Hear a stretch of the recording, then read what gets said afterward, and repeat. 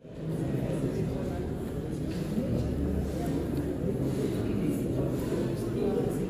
principle number 3.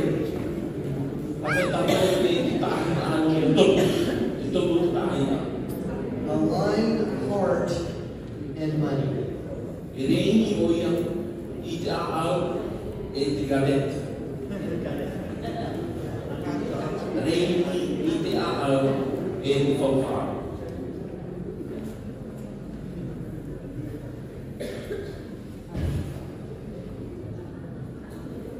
Managing the money that we have, no matter whether it's a large amount or a small amount, expresses our desire to love and help God, neighbors, ourselves, and the world. When we focus our giving on God's purposes, our hearts become more aligned with God's heart.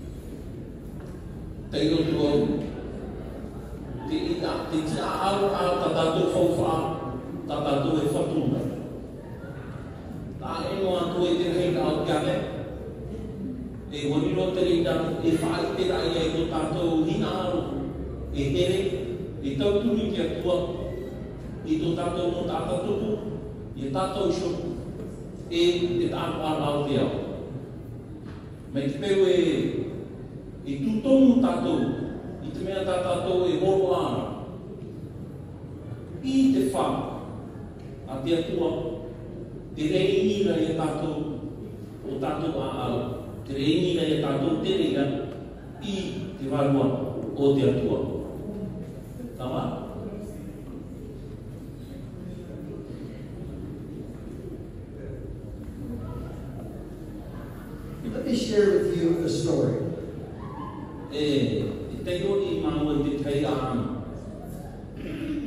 In a small Jewish village in Ukraine, a young boy and young woman fell in love and planned to be married.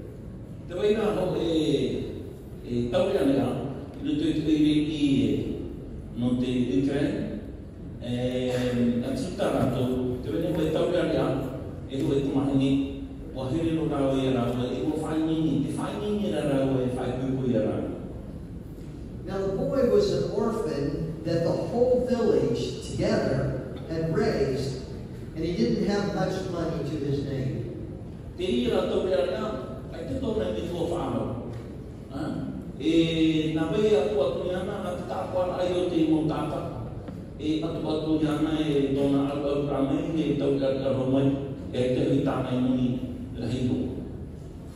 So the members of the community worked together to find the clothes and food for the wedding, and then a place for the young couple to live.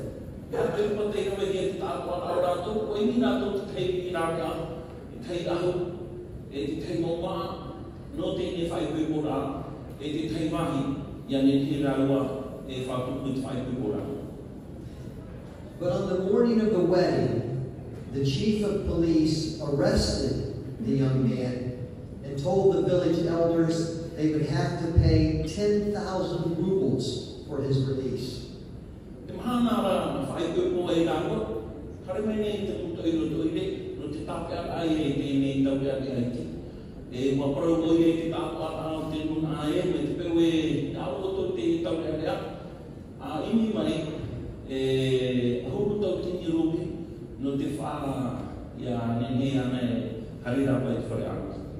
$10,000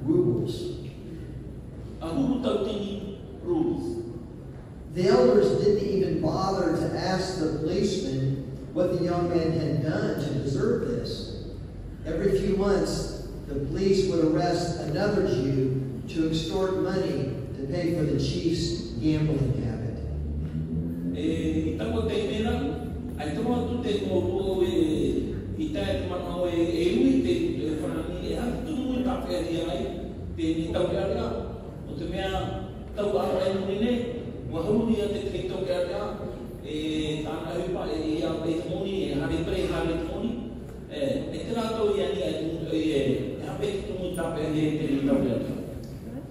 But 10,000 rubles was more than he ever demanded before.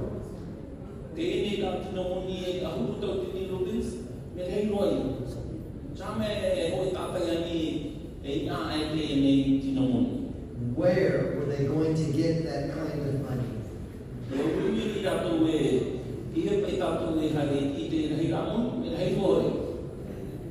So word went throughout the community. Everyone in the community looks for something to sell. Clothes, a chicken, pots, pans, tables, lamps, even goats.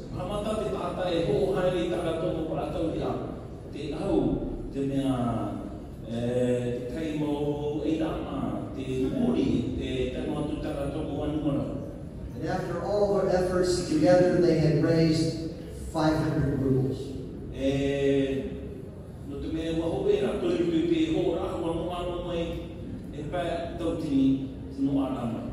But they needed 10,000.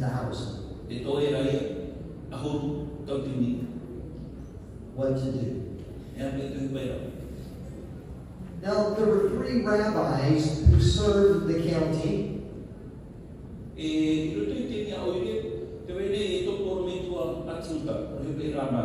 2 venerable old rabbis and 1 younger man.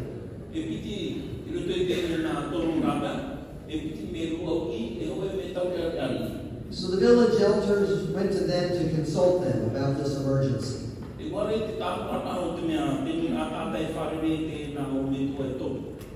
rabbis fought, and then finally, the younger rabbi said something.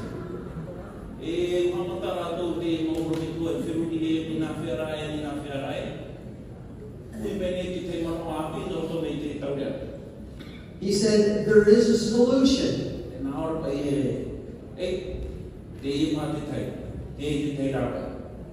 And the answer is Zev.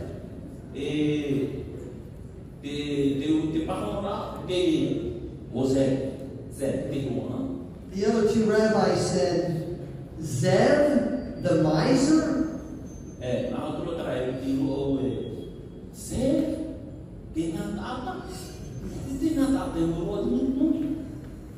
Zev hates people. He built his house way up on the hill so that no one would ever bother him.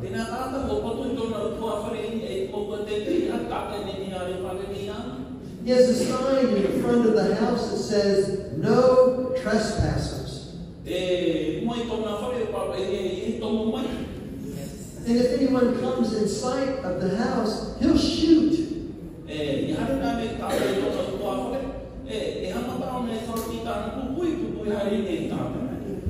Why would you consider Zev?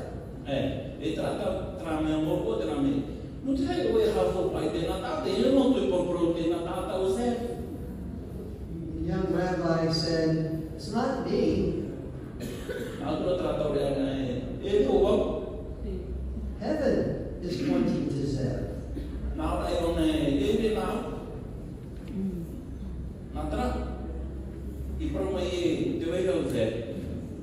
Two older rabbis said, you can't go alone, he'll shoot you.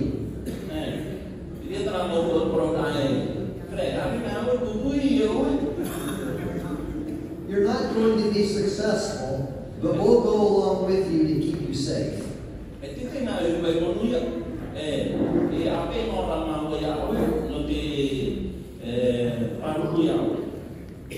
Young rabbi said, thank you, but let me do the talking.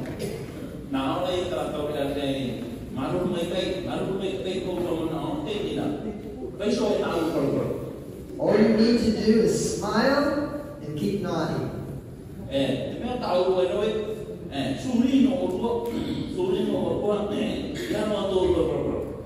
So the 3 rabbis started up the hill.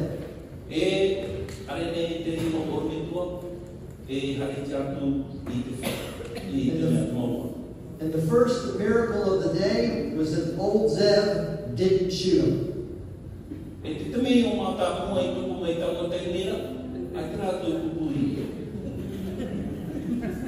Good man, the young rabbi said when Zev opened the door.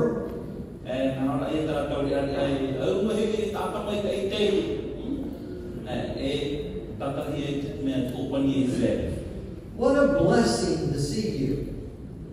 And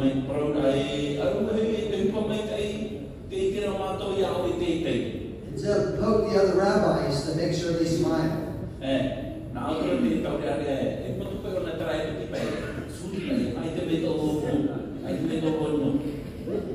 We must tell you of an emergency down in the village.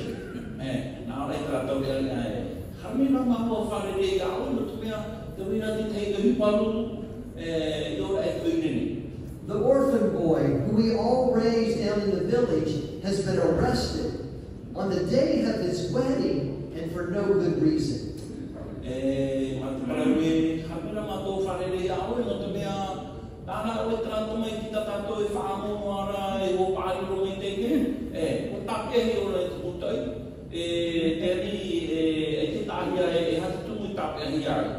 That chief of police is demanding 10,000 rubles for the boy's release.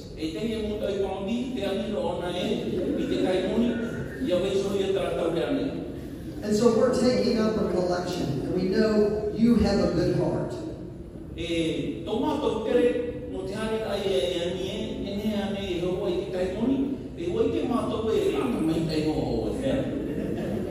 And Zeb said, that is an emergency.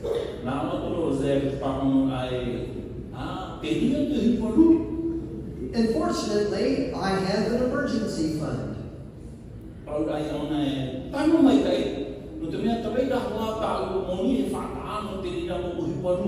You wait here, and I'll get them. He went back into the house, and he returned with 1 penny. For my emergency fund, he said, smiling.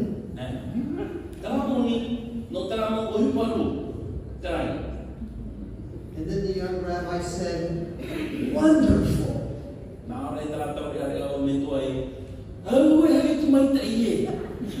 We thank you. The village thanks you. The boy thanks you. You are so kind. As Zeb closed the door, the young rabbi bowed and then poked his brothers to bow with him and smile.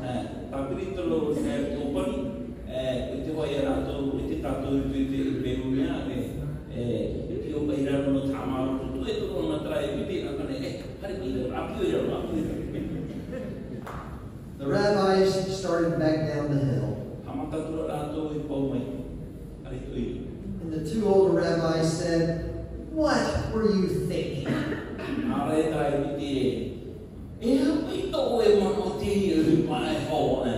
We told you this wouldn't work.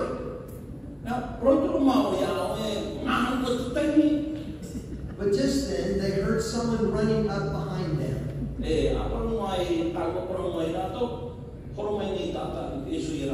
It was Zeb's servant. And he said, my master asked you to return. They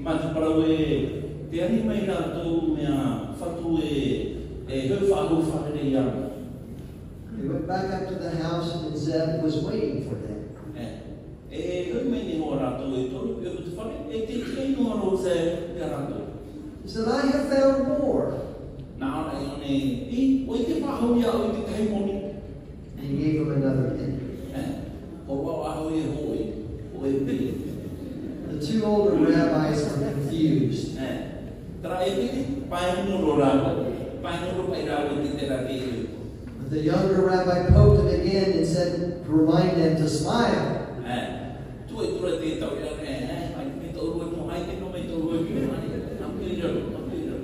The young rabbi said, how wonderful.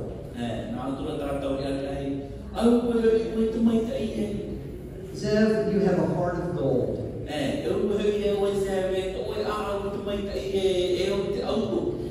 What a difference this is going to make. What a difference.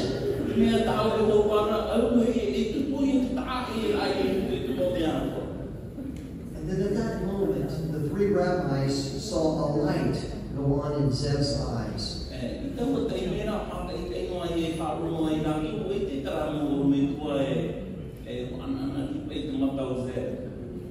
Wait, he said. I have more. This time Zeb returned with a ruble. Two older rabbis thought, this is going to take years, centuries. The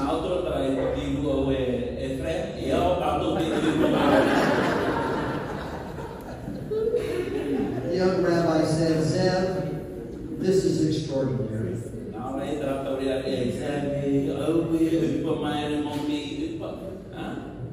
You're giving so much.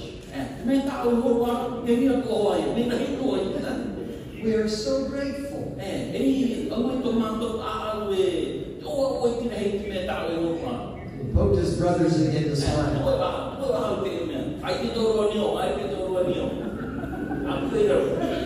And Zeb said, wait a minute. And he came back with another ruble. They kept smiling.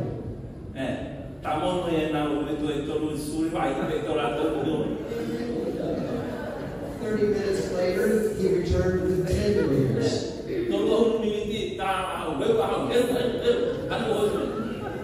An hour later, he brought them 1,000 rubles.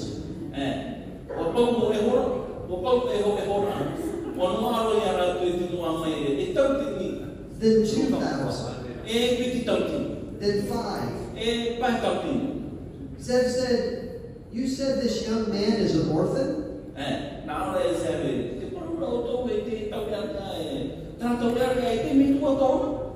That means he doesn't have a father. Who will stand up with him at the wedding? Who will give him away? Could I do that?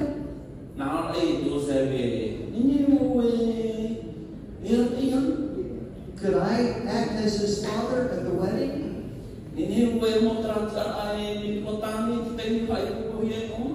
What do you think?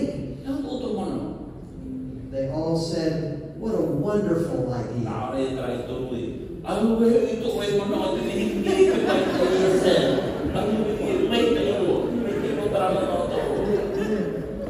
The second miracle of the day.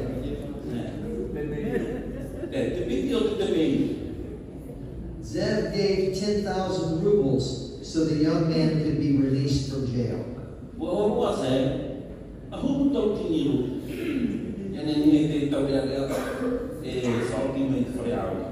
The third miracle of the day. The joy of giving so overcame Zeb that he couldn't stop.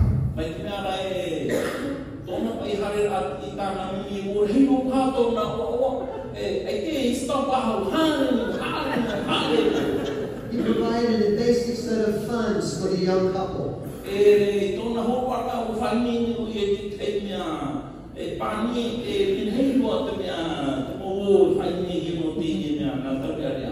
Then he started an education fund for the village so they could build a new school and bring in new teachers.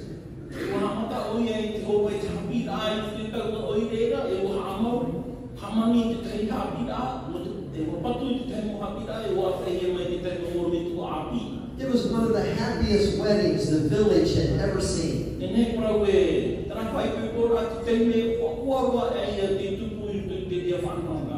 Zeb, he danced with the bride.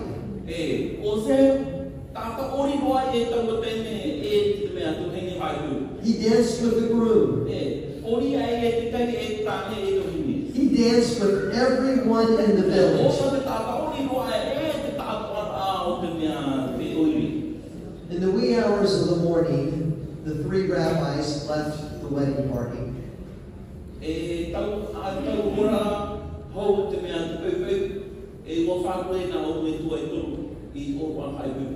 The two older rabbis asked the young rabbi, how did you know? How did you know old Zeb would give? E nā ora pai tara o me kua ruo te praura pai rau e tara tau rea ina whea to I tēnā e hoko tara mea tara tae o se. The young rabbi said, heaven knew Zev wanted to give. E te pāhono rā tēni tau rea rea, te nā ora o I te tera e hoko a hoa se. We all want to give. Every one of us, but sometimes we don't know how.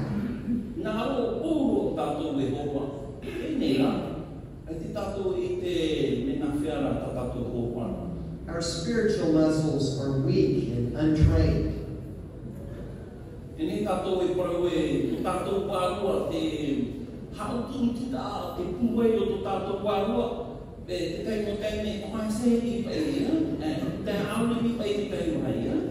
help.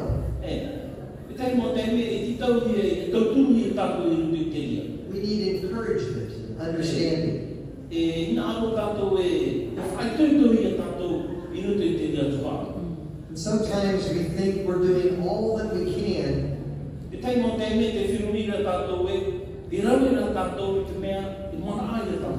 Until someone encourages us to build our muscles and to do more.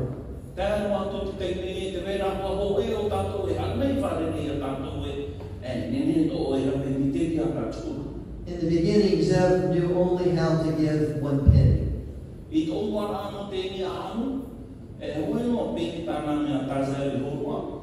But with our encouragement, he grew strong enough to give more.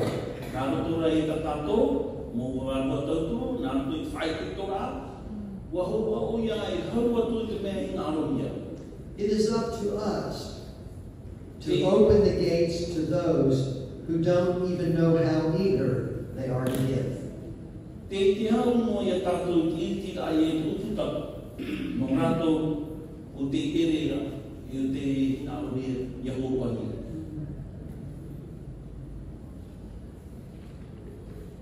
There is a scripture in the Gospel of Matthew that I have misread my entire life.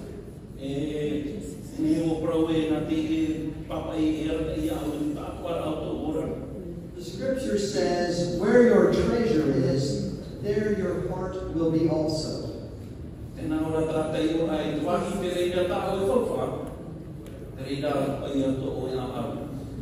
I always heard that scripture reading the opposite way.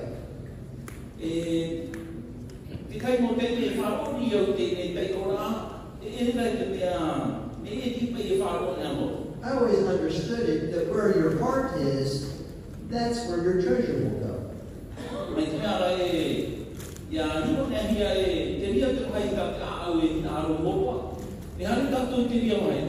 That you will give to the things that you love.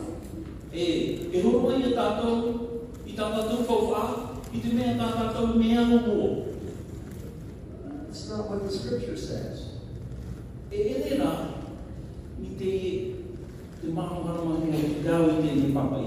It says that where you put your treasure,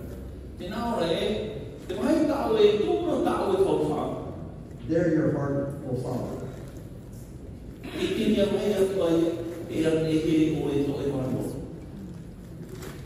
think Jesus understood something about human nature.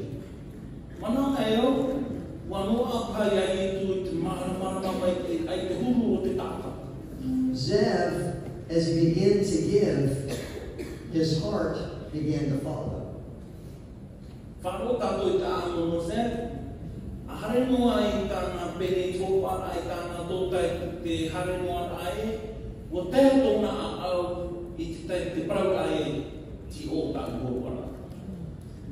When Julie and I were married, one of the counsel that the elder gave us, that sometimes he said you will find it difficult to love each other.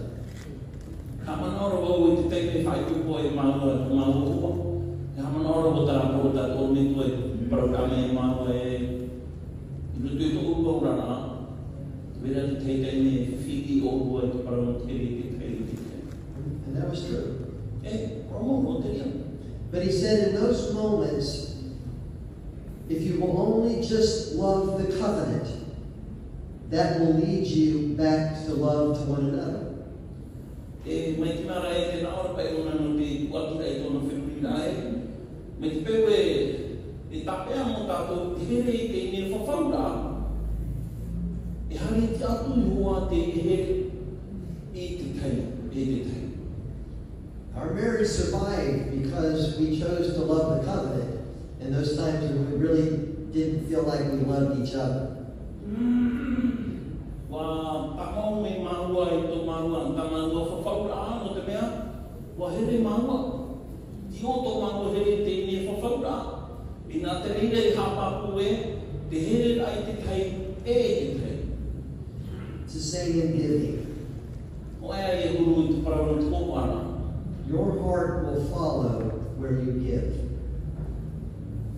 E pe hua te mea take a au hoa, e hari hua te whawhai te ria wane. That was the message of Jesus. Te parau te wane ria ieto. That is where we align heart and money.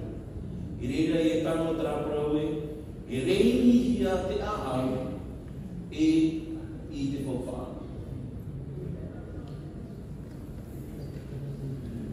People who renounce their treasure as a spiritual sacrifice to God discover that they are transformed within, drawn closer to God in a manner that helps them to become more spiritual people. Simply put, stewardship is the biblical path to spirituality. E nā ora pai te poro tātou te nā ora e tamata tātou poro hui nā te tiro teiti. Te mau tātā atua o te whaata I tā rātou whawha. Te horuara rātou I tā rātou whawha pupura au kai warua I te atua. I taua te mera ua I te rātou wa tau I hia tō rātou au I roto roa. E te piri anara rātou I te atua. Ia nene rātou hiro E tauturu ai te tai I te pai warua I wara.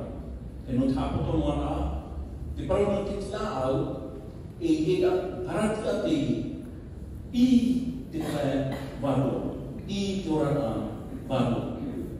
Kampura mai? Okay.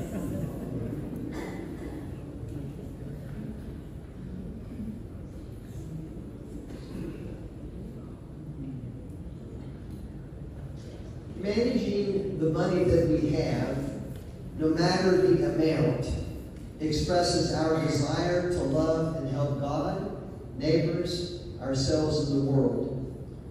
When we focus our giving on God's purposes, our hearts become more aligned with God's heart. Te tia au ai e tātou whawha, o tātou e whatu nei, a e noa ku te heira au te whawha, Wariro te reira e whaite ai e tō tātou hia ai e here. I tauturu ki atua, tō tātou mo tāta tupu, I tātou su, e te awa anei. Mai te pewa e hiro tō tonu tātou I tā tātou whawha, I nia e te mo tunu prau a te atua, tō tātou a au, e reini hia ia, I nia e a au a te atua. I want you to spend a few minutes talking to each other about what does it mean for you to align your heart with your financial choices. Prapram ki tātou a te nini e te nui ai e hate au a te nini prau e reini a au e nini ai te mea tātou e whauti no tātou whauwha. Hate au a no te prau. And in light of that, do you think that financial planning and management are important to faithful disciples? E tōtō man au ai, te parau kai no te tāra nā rā, te parau no te tia au ai te whawha. Mea whawha ane te reira, no te mau pipi.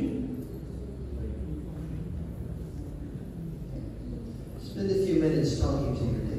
Hai, parau ina.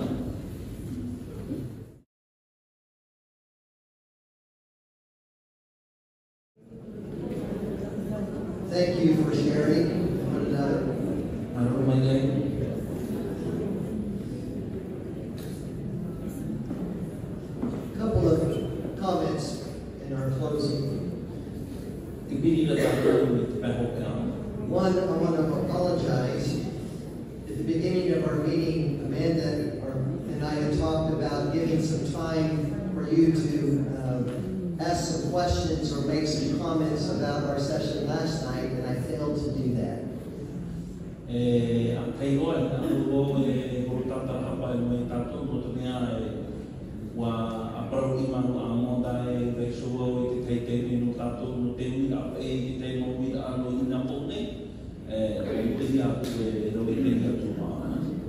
So tomorrow evening we will begin with an opportunity for you to ask questions or make comments.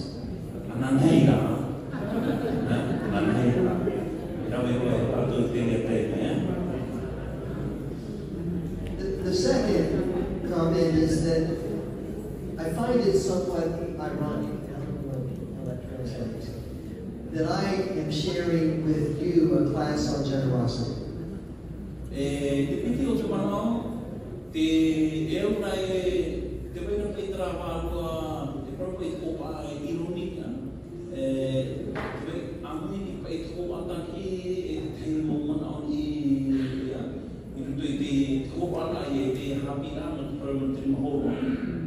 In my limited experience of Polynesian culture, generosity is embedded in who you are.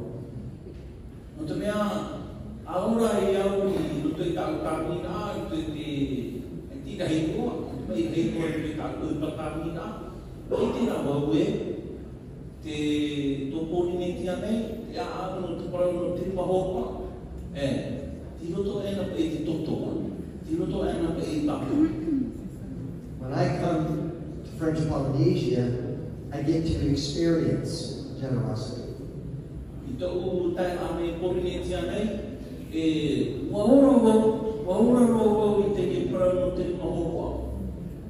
And I'm certainly not the only one or the first that has received your generosity.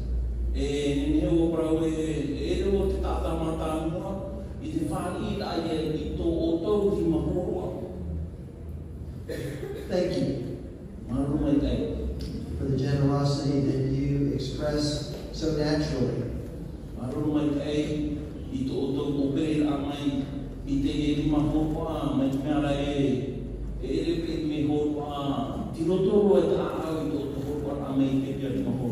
It is my prayers that you will continue to lead the church in its understanding and living out generosity.